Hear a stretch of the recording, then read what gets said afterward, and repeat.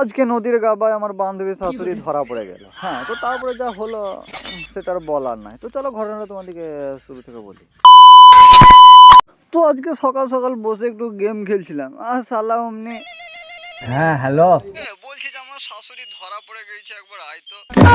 এ শালা কোথায় কোথায় বেতারা তারা যাচ্ছি। হ্যাঁ, তো তাই ছুটে ছুটে চলে গেলাম এই বাছুর ছানাগুলোর কাছে। আর যেহেতু ওর শাশুড়ি পালিয়ে গেছে তাই আমরা যাচ্ছি শাশুড়িকে খুঁজতে। যেহেতু আমার বান্ধবী শাশুড়ি বলে কথা, না খুঁজলে আবার প্রবলেম আছে। তো যাই হোক, তারপর আমরা 3 বান্ধবী মিলে বেরিয়ে গেলাম আর চলে এলাম এরকম একটা চায়ের দোকানে। হ্যাঁ শালা, এই গায়ে গরুটার তেল শেষ হয়ে যাওয়া, এখান থেকে কিছু পানি ভরে নিলাম। তো তারপরে হাতুড়ি খোঁজার জন্য চলে এলাম আমরা এই বিক্রমপুরে। আর তোমরা কি কেউ এই জায়গাটা চেনো? চিনলে অবশ্যই একটা কমেন্ট করবে, আর না চিনলে তাও কমেন্ট করে আসবে। তো যাই হোক, তারপরে অনেক খুঁজতে খুঁজতে চলে এলাম একটু এই চায়ের দোকানে। আর এখানে এসে 1 লিটার মশা দুধের চা খেয়ে চাচাকে কিছু পয়সা দিয়ে জিজ্ঞেস করলাম শাশুড়ি পাওয়া যাবে নাকি। তো চাচা কোনো রকম কষ্ট মষ্ট করে বললো নদীর ধার দিয়ে ঝোপে ঝাড়ে খুঁজে দেখতে পারো। তাই একটু চলে এলাম এই নদীর ধার দিকে।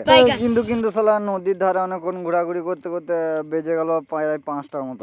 তাই একটু বেশি করে রাত হয়ে যাওয়ায় আমরা কম করে ঘর চলে এলাম। তো চলো, অনেক হলো আজ এই পর্যন্ত। তো ভিডিওটা লাইক কমেন্ট শেয়ার সাবস্ক্রাইব তাড়াতাড়ি করে যে করে দাও। তো দেখা হচ্ছে নেক্সট ব্লগে। আজকের মতো টাটা।